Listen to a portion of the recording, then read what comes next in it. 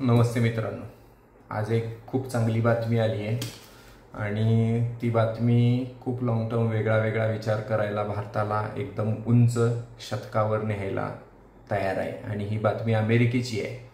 तर तुम्हाला ही जाणून घ्यायला पाहिजे की एक्झॅक्ट काम कशी करते आणि ते जाणून घ्यायचं असेल तर शेवटपर्यंत नक्की तुम्ही सगळा व्हिडिओ ऐका. त्यामध्ये काही गोष्टी तुमच्यासाठी फार महत्त्वाच्या आहेत की ज्यामुळे तुम्ही गुंतवणुकीचे निर्णय खूप चांगल्या पद्धतीने घेऊ शकताल. यामध्ये पहिली बातमी जी आलेली बातमी आहे ती आहे की बायो सिक्युअर नावाचा कायदा अमेरिकेमध्ये सिनेटमध्ये आता संमत झाला आहे. त्याचा अर्ध काम पूर्ण झालं आहे आणि आता ज्यावेळी अमेरिकेचं इलेक्शन कंप्लीट होईल त्यावेळी राहिलेलं अर्ध काम पूर्ण होईल. तर या कायद्यामध्ये त्या कायद्याचा फायदा काय होईल आणि त्याचा भारतावर काय परिणाम होऊ शकतो ह्याचा विचार आपण करणं जास्त आवश्यक आहे आणि त्यामुळे भारतीय अर्थव्यवस्थेला त्याचा काय आउटपुट निघेल ह्याचाही विचार करणं गरजेचं आहे. तर यामध्ये अनेक अमेरिकन कंपन्या ज्या आहेत औषध विक्रेत्या त्यांचं जे काही प्रॉडक्ट बनवून घेणं किंवा संशोधन करणं त्याच्यासाठी बाहेरच्या देशांवर अवलंबून आहेत.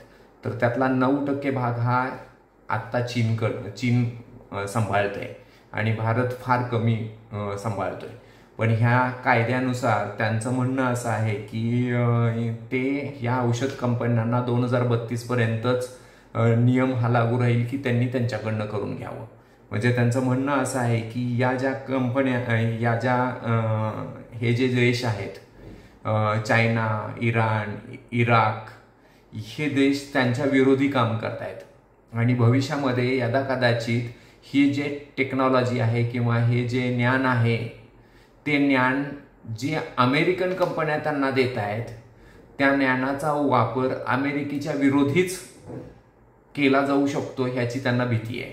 कारण आर्थिक महासत्ता बनण्याच्या दिशेने चायना खूप वेगात जात आहे आणि त्यांना वाटते की तो एक त्यांचा मोठा कॉम्पिटिटर आहे आणि ते ज्ञान ते आपल्याच विरोधी युद्धामध्ये वापरेल ही भीती वाटते. आणि ही भीती त्यांना केव्हापासून वाटायला लागली तर 2020 पासून अमेरिकेमधल्याच एका कंपनीच्या लॅबमध्ये तो विषाणू तयार झाला होता असा संशय आहे त्यांचा, कोरोना व्हायरसचा.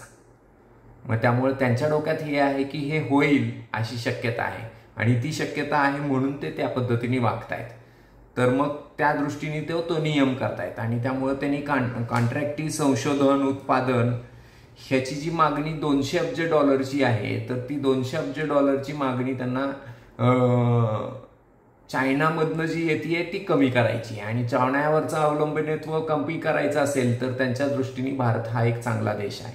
म्हणजे जर हा कायदा संमत झाला तर भारतामध्ये औषधी विक्रेत्या कंपन्यांची बूम येईल, त्याचबरोबर IT कंपन्यांची बूम येईल.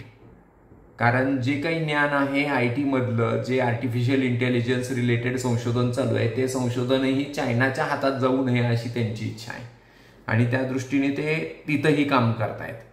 आणि त्याचबरोबर चायना हे एक मोठं आव्हान आहे असं त्यांचं म्हणणं आहे आणि मग त्या आव्हानाला जर बीट करायचं असेल तर भारत हाच सगळ्यात चांगला देश आहे असं त्यांचं म्हणणं आहे. का तर इथं लोकशाही आहे, ती परिपक्व आहे, त्याचबरोबर मनुष्यबळ उच्च शिक्षित भरपूर आहे, त्याचबरोबर मोठी बाजारपेठ आहे. म्हणजे हे सगळे भारताचे चांगल्या बाजू त्यांना दिसत आहेत आणि त्यामुळं ती गोष्ट भारताच्या बाबतीत स्ट्रॉंगली होईल.